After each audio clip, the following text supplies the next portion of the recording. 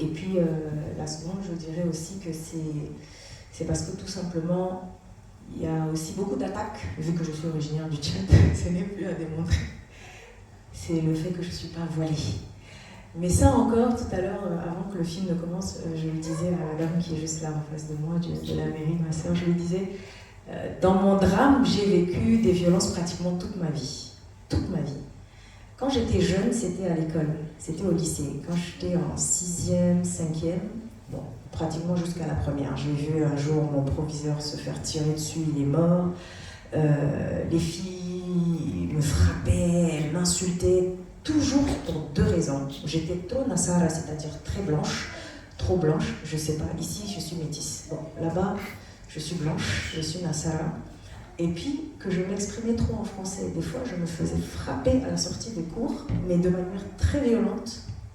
J'ai vécu le harcèlement scolaire, tout simplement parce que je parlais bien français, je m'exprimais en français et que j'étais proche. Les profs m'appréciaient un peu, et puis voilà, j'étais un peu première de la classe. Jusqu'aujourd'hui, ça me suit. Mais j'ai pas première de la classe dans tous les sens du terme. Et puis, dans ma vie adulte, je l'ai vécu de manière conjugale. Et aujourd'hui, je le subis sur les réseaux sociaux. Et les attaques, c'est toujours « tu n'es pas voilé, tu es maigre », sur le physique, sur la religion et sur la politique, alors que je ne fais pas de la politique. Bon, pour eux, je fais de la politique, et ça, c'est malheureusement les réalités du digital tchadien.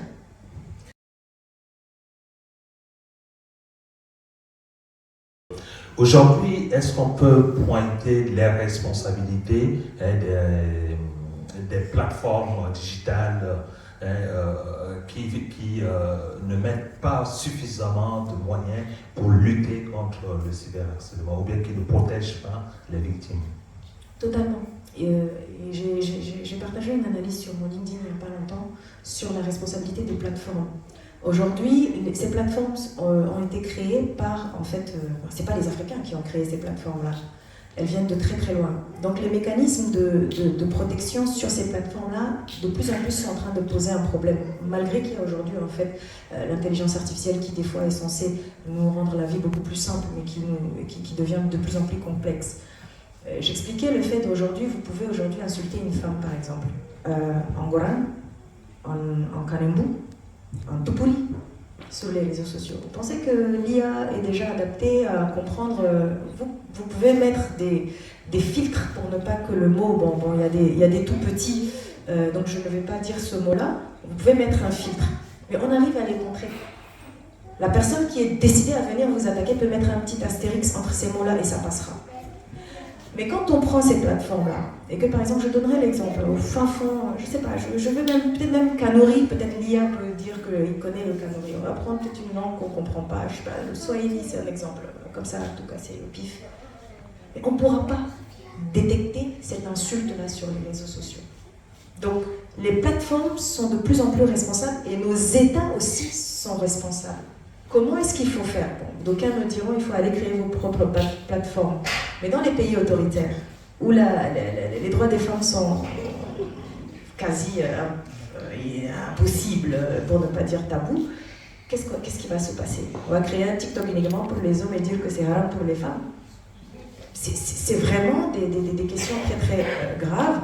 Et j'ai découvert même en faisant ces recherches depuis plus de 3 ans, parce que moi j'ai commencé mes recherches avant même d'être moi-même une victime, c'est que ces plateformes-là font en sorte qu'aujourd'hui, c'est beaucoup plus facile quand tu es une victime, ils outrepassent cela, c'est pas grave forcément pour eux. Parce que derrière les faux comptes, derrière le buzz qu'on crée en insultant une femme, en la calomniant, en la dénigrant, on se fait de l'argent. Et donc ça, c'est un problème énorme que les plateformes ne veulent peut-être pas prendre en compte, et ça va à crescendo en fait. Le dernier exemple que je donnerai, c'est qu'il n'y a pas plus tard qu'une semaine, j'ai signalé un faux compte TikTok en mon nom. Je vous assure, il avait plus d'abonnés que moi, c'est ça qui m'a fait mal. La personne prend mes photos sur Facebook, elle prend mes photos sur X, elle la remet sur TikTok, avec des audios, avec des... Vraiment, ils font même un travail, mais incroyable. Hein. Mais il faut venir, tu vas être mon CM, si c'est ça.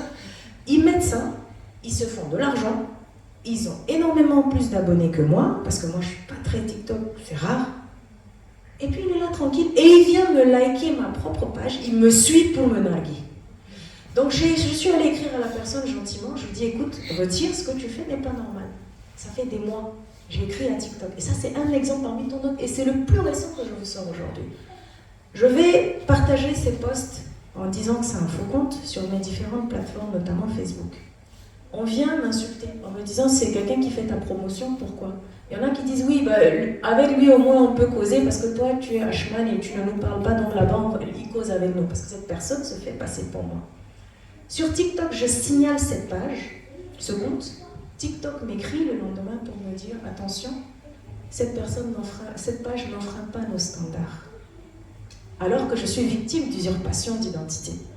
Donc il a fallu que je retourne leur écrire une box en disant que je vais les attaquer au tribunal sur la plateforme de safety de TikTok Union Européenne pour qu'ils me répondent, mais je les ai harcelés. Et là, après 3 jours, ils me répondent, ils voulaient toutes les preuves que c'est vraiment moi avant de supprimer ce compte. Ils ont recréé encore un autre. Voilà. Et c'est ça les réalités. Et je ne suis pas la seule. Oui, c'est un peu la carence des lois, comme disait l'avocat sénégalais tout à l'heure.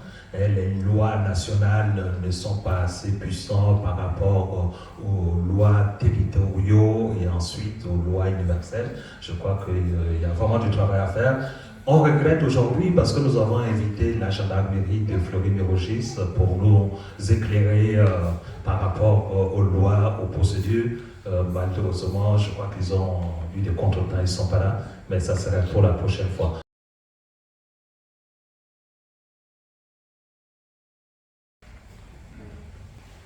Est-ce que pour toi c'était important toute la séquence sur la religion avec l'imam de montrer qu'à défaut d'avoir une justice des hommes, il y a au moins une justice divine qui va arriver sur ces personnes-là?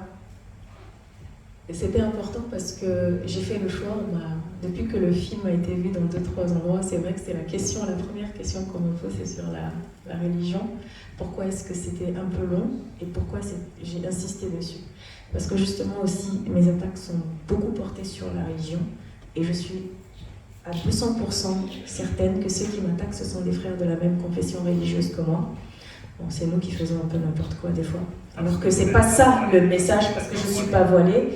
Et puis très souvent aussi, on passe un autre message que la religion musulmane, ce qui est totalement faux. Et je suis tellement honorée, j'ai jamais pensé, même dans mes rêves les plus fous, que Cher Dafé, que je suis sur TikTok de temps en temps, puisse accepter. Et il a accepté, mais avec un grand plaisir. Et c'était important pour moi de faire passer le message, de faire comprendre c'est quoi la notion de la calomnie en islam et c'est quoi la place de la femme. Parce que très souvent, c'est biaisé dans la compréhension de certains extrémistes. Bonsoir madame. Bonsoir. En fait, moi, la question toute simple que je voulais poser, c'est quoi? C'est qu'en fait, quel conseil avez-vous à donner, à d'autres personnes qui se font harceler? Bon, je mets ça entre guillemets, comme vous, mais que ce soit des personnes ici dont on n'entend pas souvent. Parce que vous, on peut dire que vous avez alors une petite chance, vous êtes leader d'opinion, vous pouvez vous faire entendre facilement. Maintenant, quel conseil avez-vous à donner aux personnes ici dont on n'entend pas? Ça, c'est la première question. Et la deuxième question, est-ce que vous pensez que souvent, quand on parle d'harcèlement, c'est seulement sur le genre? Voilà, ce sont mes 2 questions. Merci. Merci beaucoup. Pour répondre juste à la deuxième question avant de reprendre la première, les chiffres le démontrent. On ne va pas parler dans le vide. Les plus grandes victimes sont les femmes. Et je veux vous donner un autre exemple. Demandez à toute femme autour de vous quelles sont ces statistiques des gens qui la suivent sur sa page. Moi, j'ai 20% seulement de femmes sur ma page. Tous les autres, c'est des hommes. Donc juste, je vous laisse faire le calcul. Et par rapport à la première question, c'est aussi la question qui me revient très souvent. C'est même par rapport au film, c'est qu'on voit que des personnalités. Personnalité, ça dépend de la définition qu'on veut donner de ça. Celles qu'on n'entend pas, que ce soit en Europe ou en Afrique ou en Amérique, c'est un sujet, je vous promets, c'est très sensible, c'est tabou. On ne les entend pas Des fois, même quand il y a des plateformes d'écoute, de la prise en charge psychosociale, par exemple, ici c'est plus facile d'attraper. Mais vous avez quelque chose de comment on appelle ça, de psychologique qui est inné chez nous tous, c'est la peur, c'est la honte. Et surtout quand il s'agit des vidéos à caractère, voilà, j'ai des enfants ici, donc vous comprenez. Et ces femmes-là, le conseil que moi je veux leur donner, c'est de briser le silence. Moi je vous assure, je ne sais pas si ça va rebondir ou pas, mais j'ai tellement désormais la peau tannée que je suis prête à aller en affront et en croisade avec toutes ces personnes-là, c'est que ça va être difficile. Même si on refait quelque chose demain, je continuerai à en parler. Mais déjà, faire cette étape qui est essentielle, c'est-à-dire de briser le silence, de dire voilà, ça m'est arrivé, ce n'est pas donné. Il faut vraiment beaucoup de courage. Et je peux vous promettre une chose, on n'a pas besoin d'être une personnalité publique pour briser le silence. Il y a beaucoup de personnalités publiques qui subissent cela, et dont je tairai les noms, qui me félicitent en coulisses, et qui ne sont même pas capables de féliciter ou d'encourager ce film que j'ai fait, qui est un film engagé. Et il y en a plein. Et d'ailleurs, c'est le cas du Tchad. Ils ne sont même pas capables de venir officiellement dire « bravo, félicitations ». Mais en off, hommes comme femmes, ils sont persécutés au quotidien, ils n'osent pas en parler. Et moi, le premier message, c'est briser le silence. Maintenant, en fonction des contextes. Si ici en France, c'est pour ça que j'ai voulu qu'il y ait les experts pour donner un peu... Moi, j'ai brisé le silence. Je sais que je peux aller dans tel ou tel endroit pour me faire écouter, pour me faire accompagner, pour qu'il y ait une suite juridique, qu'on attrape ces personnes-là, qu'on les mette en prison. Qu'est-ce que ce serait le beau rêve en Afrique pour certaines femmes? Mais en Afrique, briser le silence est un problème. Et quand on brise le silence, vous l'avez vu dans le film, vous ne savez pas vers qui vous tournez. Et quand vous ne savez pas vers qui vous tournez, eh ben, vous n'avez pas d'autre choix que de rester et de vous murer entre quatre murs et d'accepter. Et dans les pires des cas, vous savez ce qui arrive pour certaines personnes. Et par exemple, au Tchad, on a pu le constater pendant même la discussion qu'il y a eu cette année, au 8 mars passé, là, il y avait eu beaucoup de tollés sur la question, par exemple, du divorce et surtout les raisons qui pouvaient conduire à cela, comme par exemple la question du harcèlement. Et on a senti qu'il y avait une forme de déphasage entre effectivement ce que les femmes ressentaient comme besoin de protection et qui n'est pas assuré par la société tchadienne, et d'un autre côté un regard un peu plus méprisant aussi, hein, parfois, que j'ai pu constater. Et donc en tant que sociologue, comment vous pourriez expliquer toutes ces dérives de comportement, sachant qu'on a la religion, sachant qu'on a des cadres qui sont censés nous préparer à être des gens vertueux, voilà. Sur le contexte africain, et je donnerai l'exemple que je maîtrise le plus, celui du Tchad, c'est le patriarcat, qui est l'un des plus grands facteurs en fait. Et au-delà du patriarcat, il y a aussi une totale assimilation complètement biaisée de la société tchadienne qui mélange tradition et religion. Aujourd'hui, vous allez vous retrouver avec des compatriotes qui vous imposent, quand je parle des femmes, qui imposent des dictats, qui ont des dictats, qui sont totalement traditionnels et non pas religieux. C'est pour ça que c'était important aussi de faire vraiment durer le temps sur la thématique religion dans le film. Vous avez parlé du divorce. C'est une réalité. La société fait en sorte que, dans le cas encore une fois du Tchad, c'est que quand vous divorcez, déjà, vous n'êtes pas vraiment considéré. Autant on peut mettre en avant 200 000 fois ces beaux exemples que je vois des fois sur les réseaux sociaux, où quand une femme est divorcée, on le voit en Mauritanie, ça existe, au Tchad aussi ça existe, dans certaines ethnies, quand on est divorcé, on fait la fête. Ça c'est le côté, pour moi, purement esthétique, comique de la chose. Mais dans les faits, dans les faits, de manière concrète, le divorce est un synonyme de rejet, une stigmatisation de la femme qui fait que vous n'avez plus de statut. Autre cause de cyberharcèlement, c'est une tare. C'est une tare. Parce que moi, je ne sais pas, parce que je parle très rarement de mon état, de mon statut, et je me fais souvent attaquer sur le fait de mon âge, 40 ans, pas d'enfant, alors que bon, j'ai des enfants, mais bon, on pense que j'ai pas d'enfant, on dit que je suis célibataire, que je suis ceci, on ne sait pas. Donc, ça fait partie du cyberharcèlement aussi. Et plus loin encore, c'est que quand vous divorcez, et j'ai eu la chance voilà, donc je suis LGBT, je suis homosexuelle, je suis lesbienne, j'ai droit à tout, hein, donc tout le temps j'entends beaucoup de choses. Et je vais vous donner un exemple, parce que j'étais au micro de RFI, on m'avait posé justement la question sur le divorce. Et j'avais expliqué, j'ai dit, mais je vous parle en tant qu'experte, parce que moi j'ai fait 13 ans avant de divorcer. Je suis partie pour des raisons de violence, et Dieu merci, je suis venue en France et j'ai gagné mon procès, ce que beaucoup ne savent pas. Donc je suis aujourd'hui en face de vous, une femme divorcée, et totalement fière et qui l'assume. Maintenant, celles qui sont divorcées, qui sont au Tchad, qui n'ont pas les mêmes chances que moi, sont stigmatisées.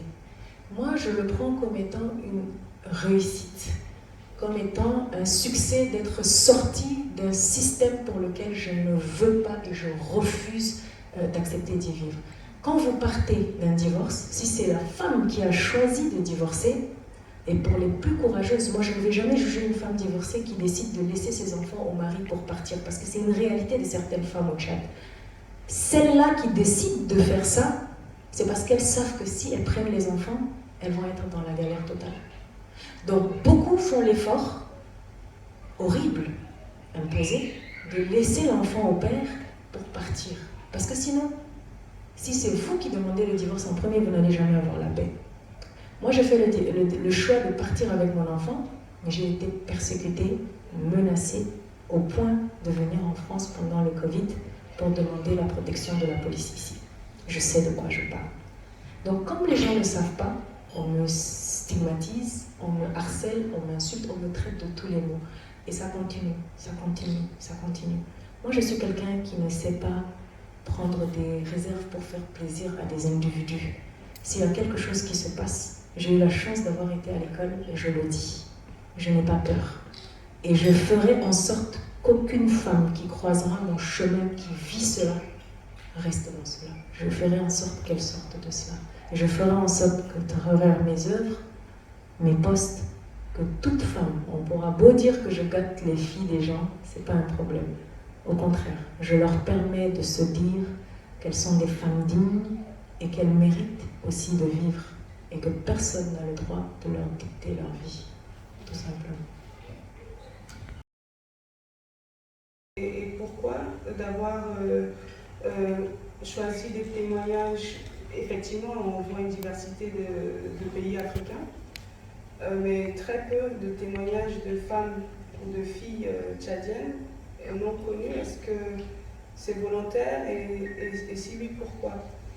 Et le deuxième volet, c'est au Tchad concrètement, en tant que victime ou alors, comment dire, résiliente, quels sont les recours et quelles sont leurs efficacités?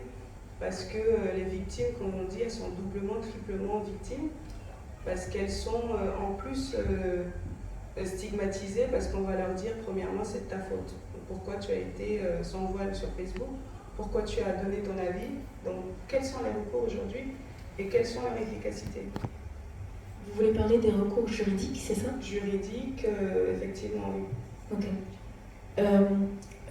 Pour répondre, merci pour vos questions. Pour la première question, c'est un choix aussi, et puis on ne peut pas tout mettre dans un film d'1h15.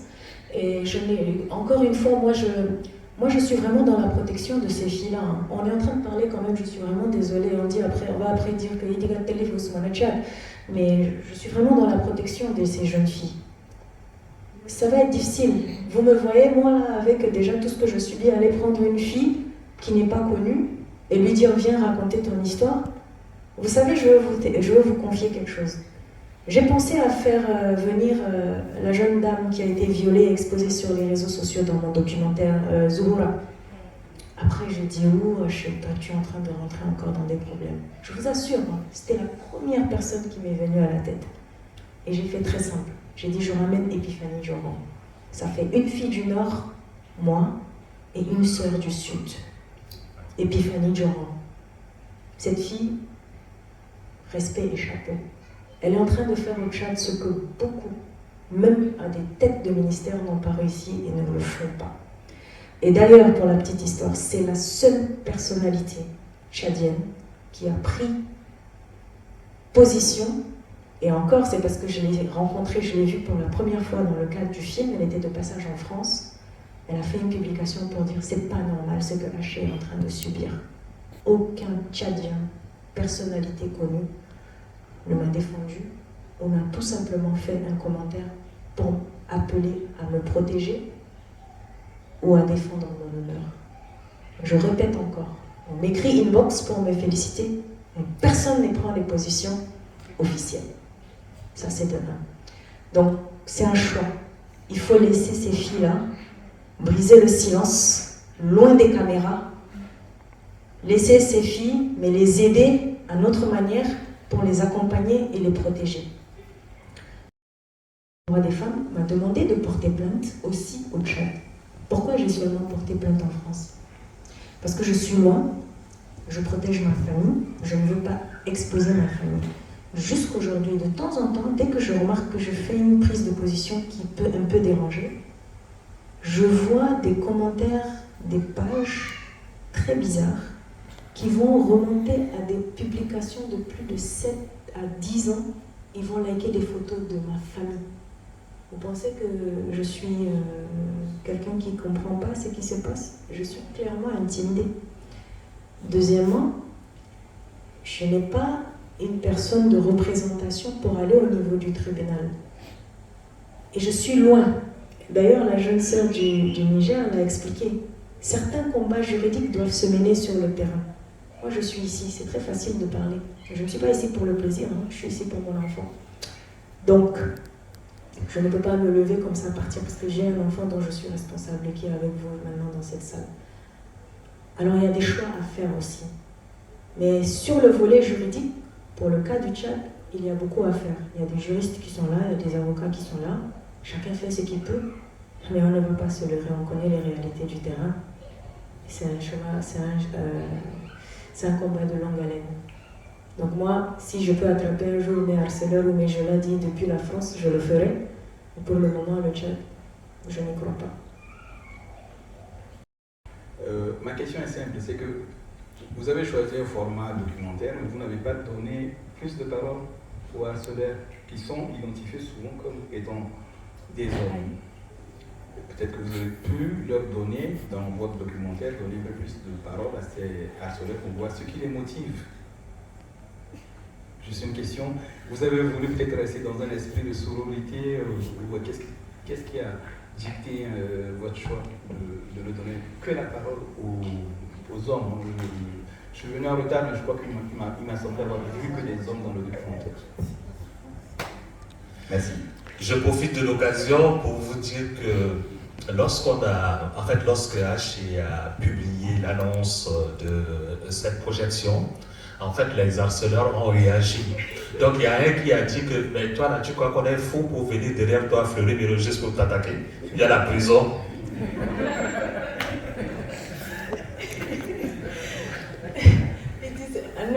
Non, je dis, je filme ça qui est aussi fine qui dans non, ils avaient peur. Donc, moi aussi, j'ai bien choisi mon coup pour cette avant-première française. Non, un peu plus sérieusement, c'est quand je préparais ce film, je voulais donner la parole aussi à des harceleurs. C'est pas sur le côté féministe, c'est juste que c'est pas facile d'en avoir. C'est pas facile d'en avoir. Et j'ai fait beaucoup de publications par rapport à cela. J'ai fait plein de recherches où moi-même j'étais une espèce d'échantillon, de cobaye, pour pouvoir mieux cerner l'angle que je voulais développer dans le film. Et les harceleurs, ce qu'il faut savoir, dans le cas, par exemple, pour moi ou pour les autres, c'est des gens qui ont des faux profils. Ce serait facile si je connais le harceleur et je lui dis, est-ce que toi, en tant qu'ancien ex-harceleur, est-ce que tu peux venir témoigner? Regardez la preuve pour ma sœur sénégalaise, journaliste Oumindour. Elle a attrapé son harceleur, il présente des excuses et il reprend. Vous voulez les attraper où, ces gens-là? Ils sont lâches, à un point que 99% parmi eux sont sur de faux comptes. J'aimerais bien les voir venir en face m'attaquer. Parce qu'ils savent que s'ils viennent en face, le juridique va parler. Et puis moi, maintenant, quand tu m'insultes, si je connais ton profil, je mets ta photo. Je veux que les gens voient. Je veux que les gens voient ce que je subis. Parce qu'à un moment, les gens disaient que moi, je me victimisais. Je ne peux même pas boire un café tranquillement.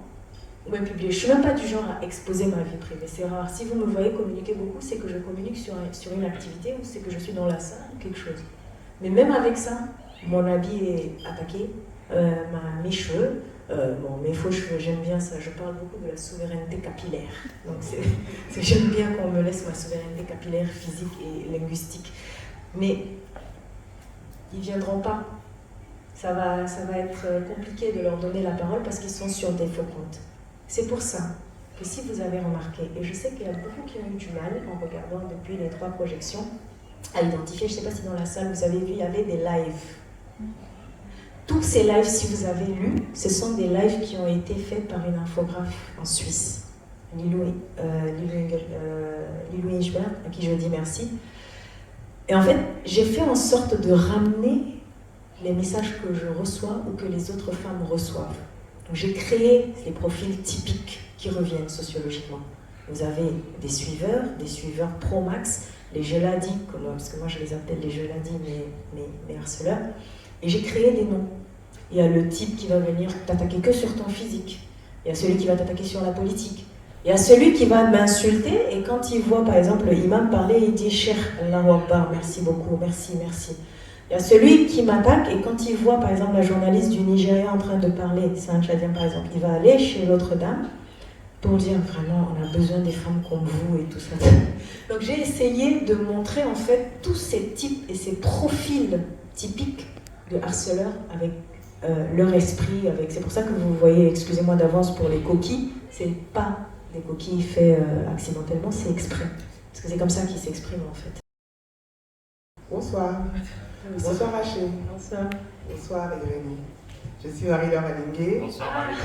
Salut. J'ai vu que tu as fait la publication sur... merci beaucoup pour le soutien. Bien sûr, en tant que promotrice culturelle, je ne pouvais pas faire moins quand même. Donc, tout d'abord, je souhaitais te féliciter. Toi, toute ton équipe de réalisation, de production et de diffusion. Irénée, merci beaucoup. Merci. Grand soutien, Irénée. Oui. Donc, ce film Harcèlement 2.0, c'est vraiment un coup de poing. Il montre la violence que subissent les femmes africaines en ligne, mais aussi leur force, leur courage et leur résilience. C'est un cri d'alerte, mais aussi un message d'espoir.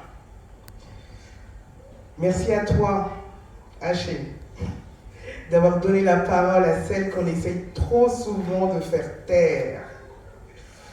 Et donc, sur ce, je voulais savoir, qu'est-ce que tu aimerais que chaque spectateur garde en tête une fois les lumières rallumées?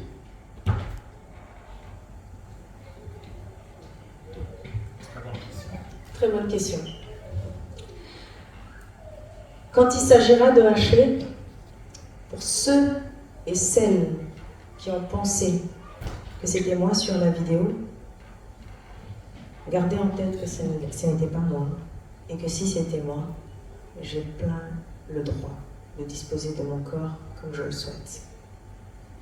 Pour les autres victimes, et pour toutes celles que peut-être vous n'avez pas vues dans le film, quand les lumières se rallument, je veux qu'on se mette en tête que le cyberharcèlement est une violence et que derrière un simple post, un simple commentaire qu'on pense anodin, chaque femme est target. Et que chacune de nous, chacun de nous a le devoir de briser le silence. Gardez juste en tête que ce n'est pas de la rigolade et que dans les prochaines années, ça va être encore plus grave avec l'intelligence artificielle qui se perfectionne de jour en jour. Si on ne fait rien, je pense que moi je suis en avance sur mon temps par rapport à ce documentaire parce que c'est le premier sur le continent. Si on ne fait rien, demain ce ne sera pas Haché que vous avez connu peut-être sur les réseaux sociaux, ce sera un membre de votre famille, votre proche. C'est maintenant que la sensibilisation, c'est maintenant que les protections des femmes doivent commencer. Tout de suite, pas demain. Voilà. Ces documentaires touchent votre public cible. Moi, je parle des Tchadiens, sachant que au Tchad, tout ce qui est cinéma, tout ce qui est documentaire, c'est vraiment pas trop notre truc. Est-ce que vous pensez vraiment que vous atteignez le cible? Et qu'est-ce que vous attendiez de ce documentaire-là vis-à-vis des internautes tchadiens? Et surtout que c'est en français dans tous les documentaires, ce que j'ai remarqué, et en anglais.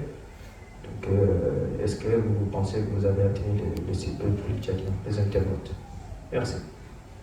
Petite parenthèse, on est en train de travailler sur la traduction du film en arabe, en anglais, et puis j'espère aussi en japonais, parce que tout simplement le monteur il est du Japon. Donc voilà, il y a un travail qui va être fait, peut-être pas cette année, peut-être l'année prochaine, ça prend du temps, énormément de temps, d'argent, d'énergie. Donc ça reprendra notre temps, mais il sera traduit en plusieurs langues pour que ça puisse toucher le maximum de public. Ça c'est la petite parenthèse. Le film a été présenté pour la première fois le 17 mai à N'Djamena, à Wena Clubs. Et je vais vous dire ce qu'un ami m'a dit, Nadani Galke, voilà, et la salle était pleine. Il y avait même des gens qui étaient un peu debout. Quelqu'un m'a appelé, il dit, mais Itijichu,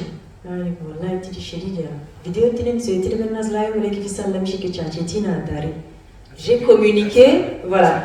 Et la personne elle me dit, mais tu es là? Je dis non, je suis pas là. Il dit, mais toi t'es forte, hein. Juste avec 2-3 vidéos, tu fais sur les réseaux sociaux, tu remplis une salle, les gens pensent que tu es là, tu nous as eu. Les gens pensaient que j'étais là, ils sont allés dans la salle pour voir le film.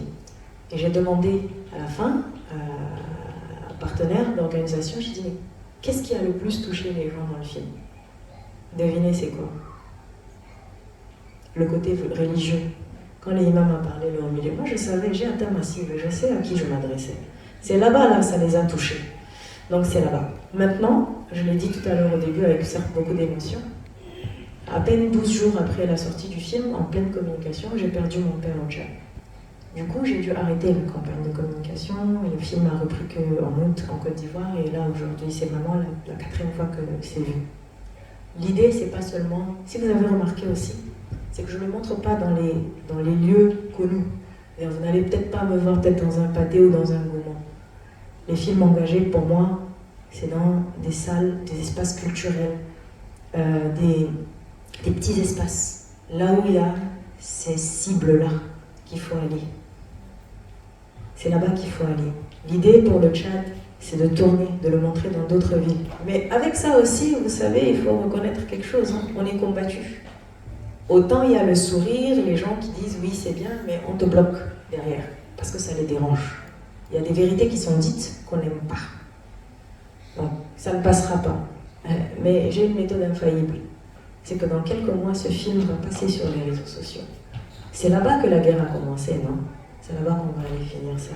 Donc les gens seront des millions, des milliers, même 10, je suis pour la quantité, la qualité et non la quantité.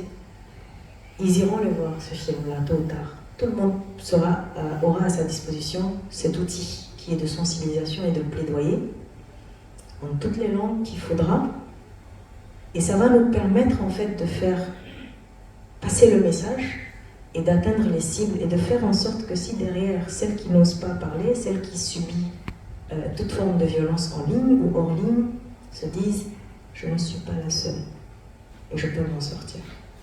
C'est vrai que j'ai beaucoup parlé des femmes, mais il n'y a pas que les femmes, il y a les jeunes, il y a les hommes aussi qui subissent ça. أجيب مرة ألقى يكتب لي يقول لي والله يا أختي شوال كده أديك مرة والله كلام كده سيدرا أنا ذاتك كده كان وروا لما أكتبوا إنبوكس يا عشان وروا لما أنا جايين أنا جايين من تعالوا خطوا في قدام باش أنا أقول بس أمرقوا بأديل كي رجال كي حجوا ما يقدروا ده كثيرين جايين المشكلة شو أقل انفشان أننا نعرفوا شو اللي حاصل في دارنا شغل تقدر توريه وما تقدر توريه دونك الفيلم ده إن شاء الله الناس يشوفوه ما تقولوا يشوفوا أنا كان في دنيا لقيتي كم عارفيني كلهم شغل الأفانتاج أنا السينما ده حتى لو كان ما عندنا التوعية on n'est pas outillé par exemple au Tchad on n'a pas cette on ne sait pas ce que c'est que le cinéma malheureusement il n'y en a pas beaucoup on avait une salle qui a fermé donc ça ne m'étonne pas que la salle ne soit pas forcément pleine par des Tchadiens et encore une fois, je suis pour la qualité et non la quantité. Je préfère avoir 30 personnes qui comprennent mon message, qui passent, qui posent des actions concrètes, qui retiennent qu'il y a eu Haché qui a fait ça, qu'il y a eu des femmes qui ont parlé, qui aident à bouger les lignes, que d'avoir 200 personnes qui demain reviendront encore sur les réseaux sociaux, utiliser mes paroles, déformeront pour m'attaquer. Donc voilà un peu. Je vais plus loin encore, mais bon. J'admire le courage de Haché et comme elle l'avait évoqué tout à l'heure, le 24 mai 2024, il a été annoncé sur les réseaux sociaux sa mort. Hein? Ouais, c'était sa mort. Non, c'était d'abord l'harcèlement. C'était d'abord l'harcèlement. 28 mai, alors que la journée de découverte de l'Afrique 2024, c'était le 1er juin. Donc, elle a eu le courage quand même de venir, d'être présente. Et ensuite, quand il était question de la sortie de son film, elle a perdu son papa. Et ce courage m'a motivé aussi parce qu'il y a cela 8 jours, j'étais encore hospitalisé, j'étais à l'hôpital. Et on s'est posé la question de savoir est-ce qu'il fallait reporter cette projection ou pas. Mais nous nous sommes dit ensemble, on y va, on fonce, on ne recule pas. Merci beaucoup pour tous ceux qui m'ont soutenu pendant ma période d'hospitalisation. On va prendre une dernière question et puis on va s'arrêter là. J'avais des questions, mais auxquelles tu as déjà répondu. En tout cas, je voulais te dire que c'est un super documentaire et je suis fière d'être dans cette salle avec toi. Je me rappelle de toi au collège Tulum. Et je suis assez émue de voir ton parcours et de voir que tu te bats et que tu ne lâches pas l'affaire. Une Tchadienne fière. Et moi j'avais surtout une question sur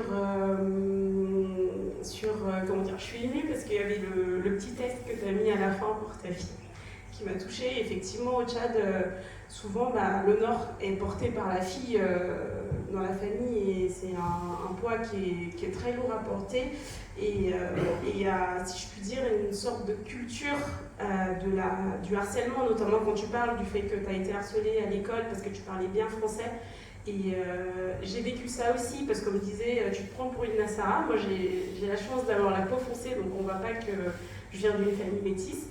Et on me le disait aussi, tu te la pètes, tu parles trop français ou trop bien français, alors que je parlais simplement français. Et on était à l'école, donc dans un contexte où il fallait parler français simplement.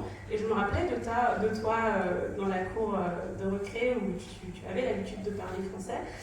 Et c'était super parce que nous, on nous apprend à justement avoir une bonne élocution, à bien parler français. Mais en N'Djamena, au Tchad, en tout cas, c'est mal vu. Un peu comme en France, ici, quand on parle anglais, on se la pète. Et malheureusement, tu as été victime de ça. Et je suis désolée, je ne savais pas du tout.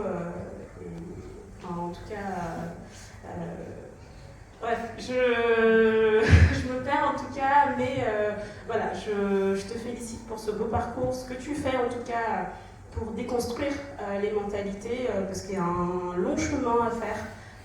On n'est qu'au début. Et pour finir, je pensais peut-être voir des influenceuses tchadiennes par exemple. Je pense notamment une que j'ai en tête mais que je ne citerai pas le nom, qui a été harcelée, enlevée, etc. Et c'est tout à ton honneur de protéger justement ces filles dans l'intimité qui sont harcelées, souvent par leurs frères, leurs sœurs, également, enfin leurs frères, leurs oncles, etc. Et que tu ne souhaites pas exposer. Mais est-ce que tu as approché des influenceuses, des personnes publiques,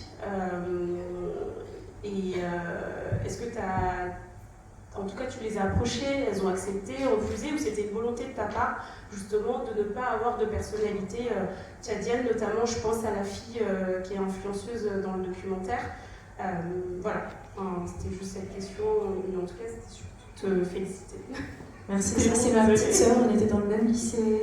On a c'est vrai qu'ils sont différence. un an de différence, hein, mais elle est venue très tôt en France. Et voilà, donc ça fait plaisir, je vois aussi ce qu'elle fait et c'est incroyable et on aura l'occasion peut-être de le mettre en avant un jour. Merci, bravo, merci d'être là. Kaltoum, ce que je peux te dire, c'est que c'est aussi un choix, j'avais déjà un peu abordé cela, mais vers la fin c'était un choix. J'ai voulu parler de l'Afrique, donc je ne pouvais pas prendre plus de 2, 3 par pays, donc je suis restée vraiment, c'était mon cas, ma thérapie, le fil conducteur et les autres. Et puis, indépendamment de ça, il faut que tu comprennes quelque chose aussi. Hein, c'est que tu sais, le cinéma tchadien est tellement mal perçu. Je pense qu'il y a un des frères dans la salle qui dit qu'il ne savait pas si c'est un documentaire et tout. On a déjà du mal aussi à faire la différence. Ça, c'est un genre de documentaire. Des fois, alors on va aller plus loin.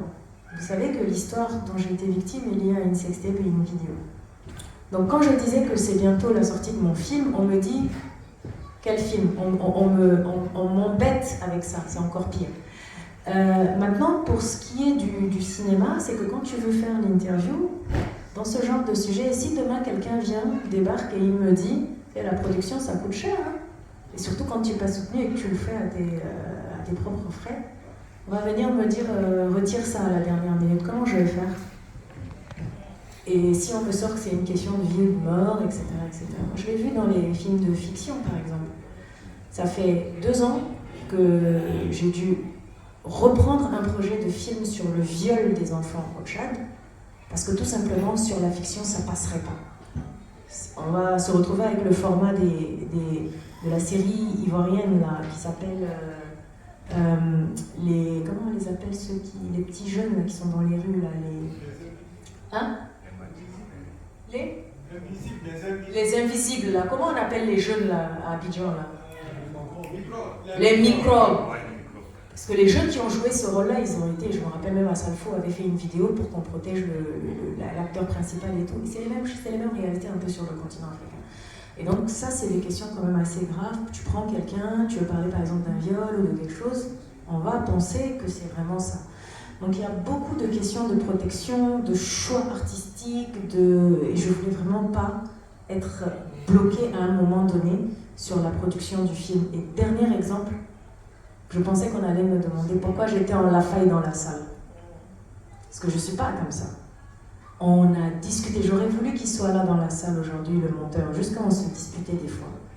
Le jour de l'interview, c'était Poraché, Lafaille ou pantalon. J'ai dit, si je veux que le message passe avec les Tchadiens, là, je dois porter un Lafaille. Parce que sinon, ils vont faire un buzz inutile sur mon habillement qu'autre chose. Donc c'était un choix aussi artistique. C'était tellement pas facile à réaliser techniquement, parce qu'il fallait choisir. Je sais pas si tu as une autre question, c'était ça. Et puis, pour le Lafaille, moi ça ne m'a pas interpellée parce que je pensais justement que tu voulais, je ne sais plus s'il y a des moments où tu as vu à la tête découverte ou pas. Rare. Voilà, mais c'était pour moi, peut-être que je suis encore trop francisée, on dira, mais pour moi c'est une manière aussi de dire, en fait je dispose de mon corps comme je le souhaite. Il y a des moments où je vais porter le voile, il y a des moments où je ne vais pas le porter, et ça ne regarde que moi. Il y avait cela, mais le plus important pour moi, pour la partie de l'interview, à chaque fois que les interviews reviennent, c'était le choix, c'était je vais porter ce Lafaille. Comme ça, c'est pas mon corps qui va les intéresser, il n'y aura pas de débat stérile, ça va être que sur le message du fond. Voilà. Je voulais juste, avant de finir, que vous me permettiez, si tu peux juste donner ton micro à ton voisin. Parce que je voulais vous présenter aujourd'hui Vianney. Vianney, c'est le manager de Mariuska, la slameuse, qui est la jeune dame qui devait être là. Malheureusement, elle n'a pas pu venir, mais elle va bientôt venir à Paris. Et je sais que tu es très timide, mais tu fais un énorme travail. Merci, mon frère, pour tout ce que tu fais. C'est pas la première fois que je travaille avec toi et Mariuska. Et je voudrais juste que tu... Parce qu'aujourd'hui, c'est aussi de se sensibiliser et surtout de se soutenir. C'est le manager de Mariuska. Et Mariuska intervient dans le film, c'est de très très loin. Bonsoir à tous. Déjà, merci Archie pour ce que tu fais. Je pense que le film, je l'ai regardé en avant-première. Donc il y a beaucoup de questions qui sont revenues ce soir, dont nous avons discuté. Je t'ai posé la question, est-ce que pour marquer plus ton indépendance, est-ce qu'il ne fallait pas qu'on te voit moins voilé que... Voilà, tu m'as donné les raisons que tu viens d'énoncer. Donc déjà, je dirais bravo pour cela. Mariuska n'a pas pu venir ce soir, elle souhaitait bien. Mais comme tu sais bien, tout ce qui est administration, tout ce qui est demande de visa, qui attend un peu plus de temps. Donc je pense que pour les prochaines, elle sera là. Et de même, je dirais juste qu'elle a un concert le 29 mai au 360 Factory.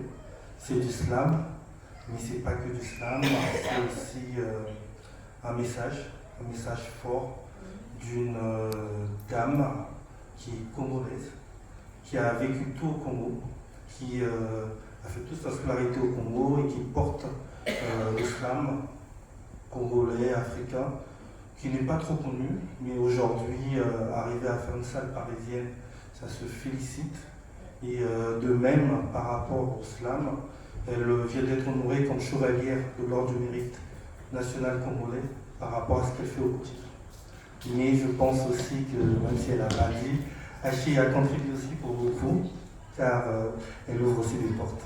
Merci pour tout. Cyberharcèlement sur le continent africain, Haché a libéré la parole aujourd'hui, mais il reste encore beaucoup de choses à faire. Mesdames, Mesdemoiselles et Messieurs, j'aimerais que nous sortons de cette salle avec le courage de Haché afin que nous faisons bouger les choses. Je vous remercie pour votre présence et à très bientôt pour nos prochains événements. Ceux qui veulent donner leurs coordonnées afin que nous puissions les tenir informés de nos activités, n'hésitez pas. Et ceux qui sont déjà dans nos contacts, vous allez être servis. N'hésitez pas de vous restaurer avant de partir. Merci pour votre présence. À très bientôt.